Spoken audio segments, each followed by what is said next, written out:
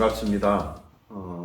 오늘은 지금 뒤에 부처님이 계시는 이제 불상이 있는데, 불상이 어떻게 조성이 되고 어떻게 출현하게 됐는가, 그 불상에 대해서 얘기를 하겠습니다. 부처님 경전의 작불형상경에 보면 우리가 예를 들어서 불상을 조성한다 그러면 조성하는 모든 사람들의 무한 공덕이 쌓인다고 그럽니다. 거기에 그만큼의 불상이 대단하게 중요하게 차지하겠죠. 불상은 말 그대로 부처님의 형상을 얘기합니다. 그래서 언제 그러면 불상을 처음으로 조성하게 됐을까? 거기에 문헌이 아마 훨씬 이전 같은데 문헌상으로 보면 그 인도 서북부에 있는 간다라 지방이 있습니다. 인도 서북부와 파키스탄 국경지대에 있는 그런 간다라 지방이 있는데, 그 간다라 지방에서 맨 처음 불상이 출현됐다고 그렇게 지금 현재 우리가 말하는 그런 규정을 하고 있습니다. 거기에. 근데 이제 간다라 지방의 불상을 보면 되게 부처님이 약간 중세, 그 당시에 유럽, 이슬람의 어떤 헬레니즘 문화에, 헬레니즘 문화에 어떤 그런 것을 받아가지고, 그리스 로마 양식, 그런 양식에 비슷하게 옷이 가냘프고 막 그런 모양들이 많이 출현하더라고요. 거기에. 그리고 부처님을 조성할 때도 되게 우리가 금불상, 은불상 뭐 수만 가지 재료가 있지 않습니까? 많이. 그럼 그 당시에도 마찬가지예요. 금불상이라서 지금은 우리가 한국처럼 동에 금을 입히는, 금박을 입히는 금불상을 얘기한 게 아니고 그냥 순금으로 부처님을 조성을 하게 됩니다. 그 안에. 그래서 불상을 조성했다는 것이 중일암경에도 나와 있습니다만, 불상도 조성을 할 때 그냥 조성하는 것이 아니고, 여기에 부처님을 보시면, 불보살님을 보시면 알겠지만 30 이상 80종으로 하고 있습니다. 부처님의 형상은 일반인하고 다르다. 그 다르는 80종의 80가지의 다른 면들을 전부 불상에다 조성을 합니다. 거기에. 그래서 불상이 만들어지게 됩니다. 실은. 네. 그럼 그 불상이 인도로부터 거쳐서 중국으로 해서 한국으로 왔는데, 대부분의 불상을 보면 되게 어떤 부처님이 모셔져 있느냐에 따라서 그 정각 이름이 바뀌겠죠. 당연히. 여기 같은 경우에는 우리 대운사 대웅전 같은 경우에는, 대운사의 대웅전은 뒤에는 부처님의 웃을 편단, 부처님의 오른쪽 가슴을 내보이는 부처님이니까 어떤 부처님이겠습니까? 이제 저거는 반가사니까 가사가 반쯤 걸쳐 있으니까 석가모니 부처님이에요.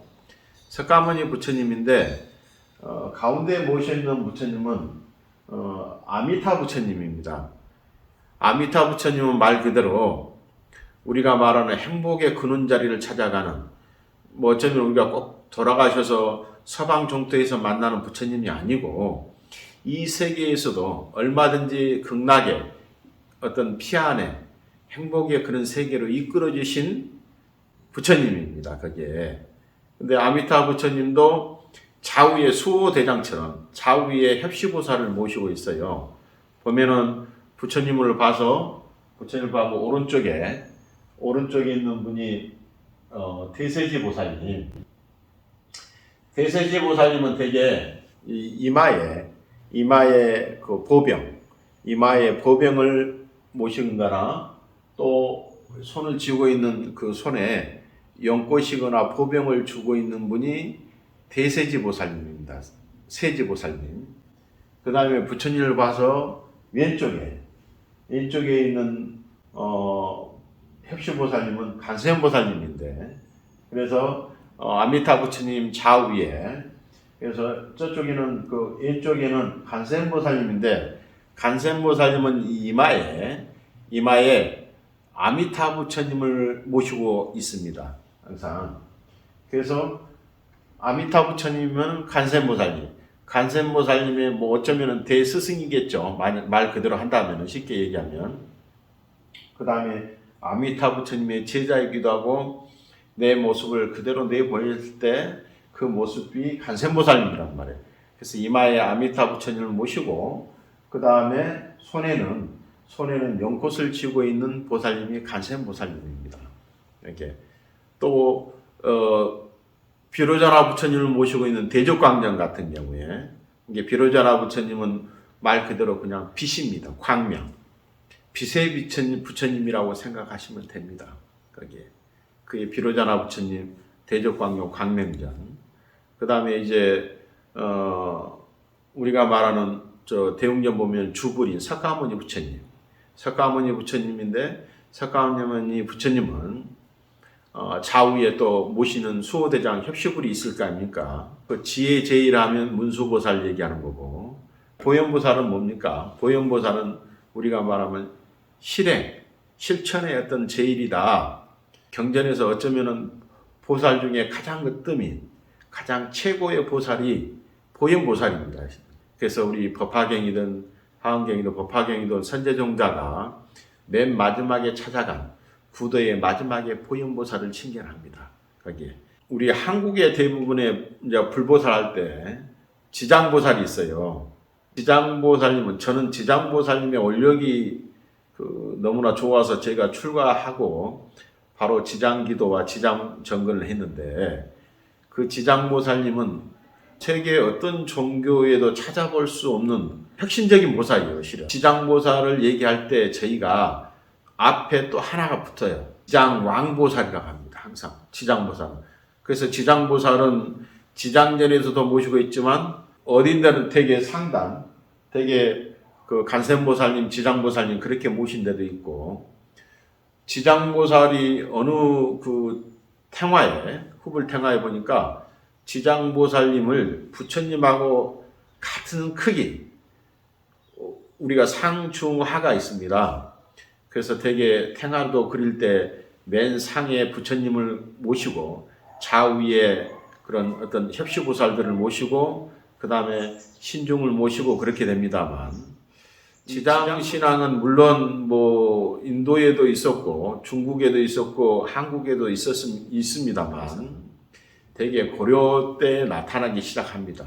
그 다음에 조선시대 때 아주 더 크게 융성을 하고 어쩌면은 우리나라가 가장 지장신앙의 대표적인 것이 아닐까 할 정도의 지장보살님이 모든 사찰에 또 지장보살님은 왠지 우리가 유교적인 사이에서 제사와 좀 연관이 되어 있지 않습니까?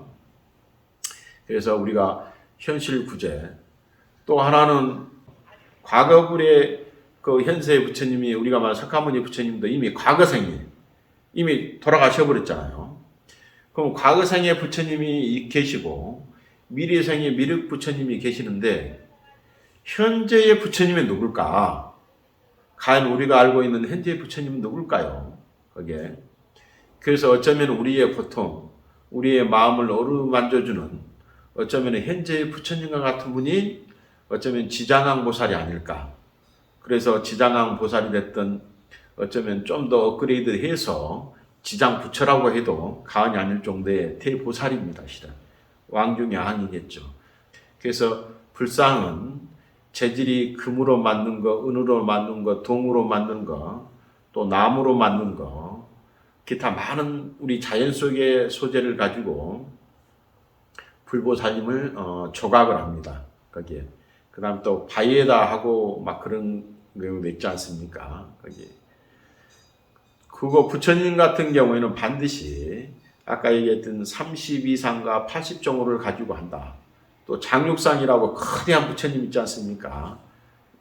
그런 장육상에 있는 그런 부처님. 또 하나는 부처님이 우리나라에도 몇 군데 있습니다만 흙으로 빚어서 소조열애라고 흙으로 빚어서 만든 부처님.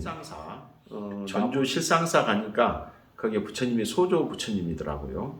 그래서 흙으로 빚어서 되게 부처님은 한국에서는 흙으로 빚는 거는 많이 하지 않고 되게 사천왕을 모실 때 흙으로 많이 하는 것이 있더라고요. 근데 우리나라 같은 경우는 되게 아까 말하는 금동, 그 다음에 철불의 또 대표적인 게 그 남원 실상사 철불, 그런 철불이 또 불국사 부처님, 아미타 부처님 같은 게 대표적인 철불 부처님이고, 그 다음에 이제 대부분의 또 목불, 나무로 조각해서 만든 부처님을 목불이라고 합니다만, 목불은 쉽게 말해서 우리가 말하는 홍송, 바닷가에 소나무의 홍송으로 옛날에 조각을 많이 했다고 합니다. 그래서 또 근래에는 또 은행나무로 많이 하더라고요. 그 다음에 그 홍송이라든지 침향목이든지, 그 다음에 은행나무, 이런 소재를 가지고 합니다. 맨 처음에 불상의 부처님은 전단향으로 처음에 부처님을 조각을 했습니다. 거기에. 또 하나의 제가 그 부처님 고영상이 나온 그 파키스탄 출토한 그 지역을 가니까 그 지역에 부처님의 모양도 있지만 부처님이 우리가 말하는 불교의 그런 기호, 형상, 그런 수만 가지가 거기에 있더라고요. 그래서 그 간다라 지방이 우리가 말하는 어떤 동서무역의 관문지대입니다. 항상 그 관문을 타고 와서 어쩌면 우리 인도 불교도 망하게 된 원인이 그건 이슬람 때문에 망하게 됐습니다만, 그 문화의 중심적인 역할이 거기가 일종의. 그래서 부처님이 일멸하고 500년 후에 뭐 처음에는 아무것도 없는 부처님의 모양과 형태가 없는 그냥 무불 시대예요. 처음부터 부처님이 돌아가시자마자 부처님의 형상을 만들어서 예경하고 그런 게 아니고, 처음에는 아무것도 없는 무불 시대를 거치면서 500년 후에 불상이 출현했다고 그렇게 나옵니다만, 대개 인도 같은 데 보면 아까 얘기하는 간다라 지방의 1, 2세기, 기원전 1, 2세기에 불상이 발견되고 그렇게 합니다. 또 우리가 지금 보는 그 이슬람 국가들, 어쩌면 파키스탄 내지는 우즈베키스탄 위쪽으로 각각의 그 위에도 전부 그 당시에는 북방불교, 거기도 전부 부처님의 유적지가 많습니다. 실은 지금 이슬람이 점령하고 있지만, 뭐 심지어 인도네시아도 그 세계 7대 불가사에는 보로부두르 사원이 있지 않습니까? 거기에는 순수한 불교 사원이에요. 그 전부 사방에 그런 미스테리한 그런 웅장한 건물을 짓고 부처님의 형상을 사방에 돌리면서 하는, 뭐 우리 앙코르와트나 앙코르톤 그쪽은 원래 그 불교의 유적지가 처음에는 아니었습니다만, 앙코르와트가 여기 보로부두르 사원은 세계 최대의 불교 사원입니다. 실은 물론 그 폐허가 된 인도의 그 아난다 사원이 있습니다만, 거기는 이제 규모 면에서 최고고, 지금 현재 눈에 보이는 세계 8대 불가사의 중에 하나인 보로부두르 사원은 세계 최대의 불교 사원이기 합니다.